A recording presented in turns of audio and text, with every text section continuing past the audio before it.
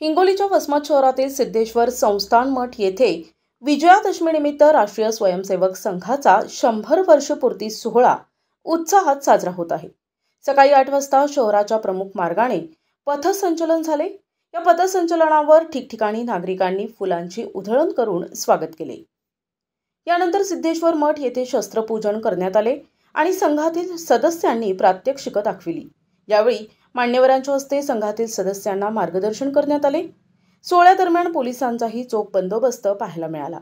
संघाने भारताला परमवैभवावर नेण्यासाठी आणि समाजासोबत मिळून काम करण्यासाठी पंचपरिवर्तनाचे धडे शिकविले आहेत। त्यामध्ये पर्यावरण, नागरी कर्तव्य, कुटुंब कर्तव्य, समरसता आणि स्वदेशी या 5 मुद्द्यांच्या आधारावर भारतीय समाज सक्षम करणे हे मुख्य उद्देश आहे। भारतीय संस्कृतीचा जागर पुन्हा विश्वभरात व्हावा आणि हा भारत विश्वगुरूच्या स्थानी स्थापित व्हावा यासाठी साधन म्हणून या पंचपरिवर्तनाचा उपयोग होणार आहे। हे काम या पंचपरिवर्तनाच्या आधारे पूर्णत्वास जाणार आहे। सर्व समाजासोबत या येणाऱ्या वर्षभरामध्ये अनेक कार्यक्रम आयोजित केले जाणार आहेत।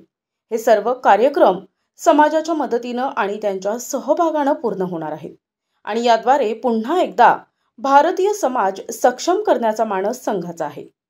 आनंद उत्सव म्हणून तर ठीक आहे, पण संघ शताब्दी ज्या हेतूसाठी संघाचा जन्म झाला, संघ सुरू झाला, त्या कामाच्या पूर्तीसाठी या विजयादशमी ते 2026च्या विजयादशमीपर्यंत संघाने भारताला परमवैभवावर नेण्यासाठी आणि समाजासोबत मिळून काम करण्यासाठी पंचपरिवर्तनाचे विषय सुचवलेले आहेत।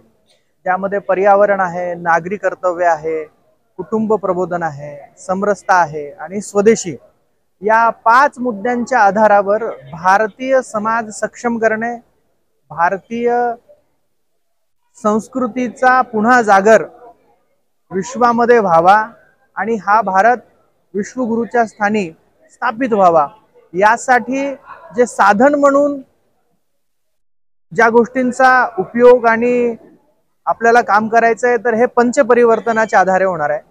सर्व समाजासोबत या पंचपरिवर्तन ह्या विषयांच्या आधारावर येणाऱ्या वर्षांमध्ये अनेक कार्यक्रम होणार आहेत। त्या समाजाच्या सोबत, समाजाच्या मदतीने, त्याच्या सहभागाने पूर्ण होणार आणि याद्वारेच पुन्हा एकदा भारतीय समाज सक्षम करण्याचा मानस संघाचा आहे, ज्याच्यासाठीच संघ 1925 ला सुरू झाला। 2025 ला त्या कार्याला प्रत्यक्ष स्वरूपात उतरवण्यासाठीचा हा एक प्रयत्न। प्रतिनिधी नंदू परदेशी, NTV न्यूज मराठी, वसमत, हिंगोली।